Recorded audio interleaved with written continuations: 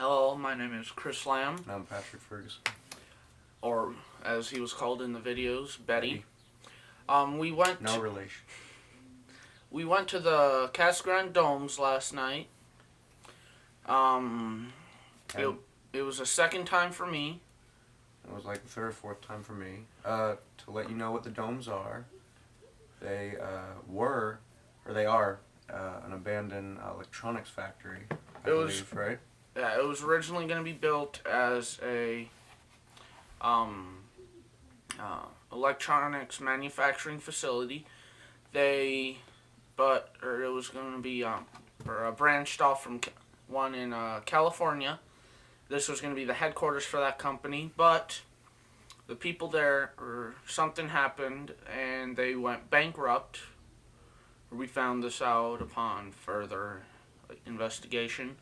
They went bankrupt and lost everything, causing them to sell the 5 acres of land. So,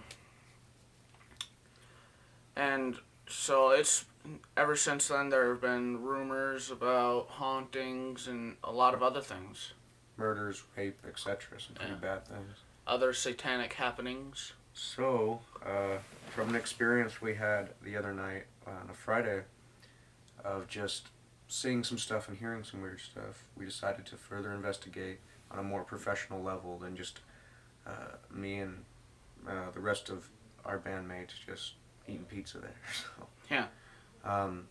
we took our video cameras, flashlight, knives in case things got dicey with actual people, gangs, whatever.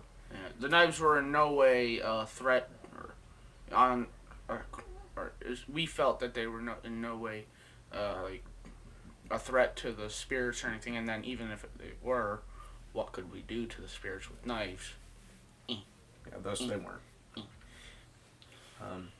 So we, me, Chris here, his dad John, and our friend Paris all came along to the car. We, right when you saw the domes, at least for me, you get this kind of feeling, Yeah, especially at night. You get this what the heck am I gonna experience feeling? Kind of like to me, like one of the opening shots of Texas Chainsaw Massacre. Just when you see the house, you don't need to see anything else because everything else insinuates. Yeah. It's kind of like the domes. It's like there's something there, but you just don't know what yet. You know something's gonna happen. So, when we arrived there, we decided that we wanted to test one of the rumors that if you sat in your vehicle while there, you would hear tapping on the windows. Screeching, etc. Yeah, the car would wobble and some of that. So we sat there for a couple of minutes, and we did definitely experience hear tapping, Oh, a lot of tapping. which I don't know if we have it on camera because it was so Well, we damn did. faint. Yeah, we did film us listening, but sadly the camera didn't pick it up. Yeah, which really blows. But Yeah.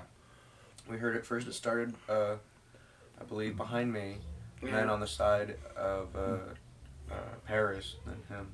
Yeah. It eventually came to all of the windows. And so, once we confirmed that, we climbed out and went into we entered the domes. And We started off in the first one, the small one everyone calls a flying saucer. yeah. And we really didn't get anything in there, I don't think, besides the warm feelings we have for a later time. Yeah, but that one, I pretty much think of that one as the tension builder. You get in there, it's got a sort of a creepy feeling, but it's nothing. It's actually kind of like a gateway, if you will, for at least for definitely body heat and emotions, because it's like right after you get out of that one and you start branching out, that's when your body temperature rapidly changes. Either it gets really, really cold or really, really hot. Yeah. And there's no electronics on there. None at all. That would be doing that. Nothing electric, nothing whatsoever. A lot of corroded and eroded bricks and all that shit. So. Yeah, so then after the front one, we moved on to the second one. Now there are 4 domes. out of what they had originally planned on 7. We can tell that there's 7 because there's outlines of 3 that were going to be built but never were built. So we went into the second one and immediately knew that there was something in there. We were standing on the outside. It was very cold. Well, not very cold, but almost cold enough for a jacket. Then we stepped inside. About 4 feet inside, it got really warm. Oh, it got hell high, yeah, which was odd. And I forget, is that a pitch black one or is that? Yeah, the pitch black one, the Satan one. And the reason we call it the Satan one is because there's rumors. Again, rumors, don't know if it's true or not. Where the devil Satan was supposedly tried to come out under the floor, and he left a big dent. And there is a huge dent, which is hard to explain. Yeah. I mean, you'd say, oh, maybe an earthquake, maybe, but an earthquake doesn't, have a giant iron fist going like that under the fucking board. Yeah, and it was almost a perfect circle. And it's huge. It's about plasma TV, maybe. Yeah, about the size. A 42-inch plasma TV, about that size. It's pretty huge. Yeah. The bricks are indented like that. Yeah, it's like the concrete. The rest of the floor is flat like that, but then when you get to this one, it's just like that. So. And it's weird because that one, for some reason, all the rest, as we said, are just falling apart rapidly and all that. Yeah. That one, for some reason, has one speck of light hole in the very center. Yeah. And nothing else. Just one small hole in the roof, but that's it. Nothing else is wrong with that one. For some reason. Now, we believe that it was not a very friendly ghost in that, or spirit, or whatever you want to call it in that one. And because we did not get a very good vibe from that one, not at all. And we also believe that all the Satan rituals and rumors happen probably in that room. Yeah. Because there's a lot of graffiti, referencing the devil and spirits and stuff. And there's a lot of evidence of fires being used or being lit there's there. There's some singed wood and shit like that. And when you walk in, you smell sulfur. Yeah, which is odd, which is like, oh, well, it's an old building and stuff. Well, all the other ones don't smell like Yeah, this is the only one that has any sort of a smell. So. And it's strong. It's not just a little whiff. It's pretty damn strong. Yeah. There's also, there's a closed part at the end of that, which we have that on camera, where there was a part where his dad, John, said, I feel something right there. And right when that happens, these lights come by me and John. It was me and him standing in the shot, and I start feeling rapidly cold, and I say that out loud. And we will have pictures. Mm-hmm. There are pictures that we'll be posting, depending on how long this video is. It might be in the one response to this one, but we used pictures to show. Yeah.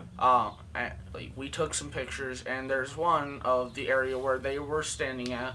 And if you look on top of the door, you'll see a blue light. And when we saw that, we zoomed in.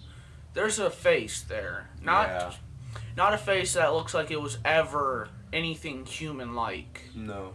It's definitely something evil. Oh yeah, it's not. Because there is just completely negative feelings in that room. Yeah, there's nothing good about it. When you walk into that room, it's sort of like for the viewers that have read the Harry Potter books, when a Dementor goes near, just like you have no hope of anything. Yeah, it's pretty bad. The only thing that is for sure is you want to get out of there. Yeah, you go in there and the only thing you're thinking about is get the hell out. Yeah. Which I've got a feeling is just that spirit, like, sending that message to you, telling you to get out.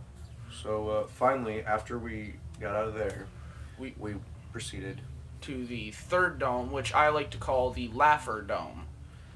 It's kind of where what a lot of people feel and what I feel, and I believe he does feel too, is where the spirits go in and out, because it's not the darkest, it's not it's like one of the most lit because the holes and stuff in it, but it's definitely, I'd say, like a good tunnel or something.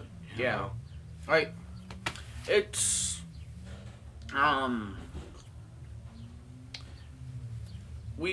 the first time I went in there, I was with the band, or him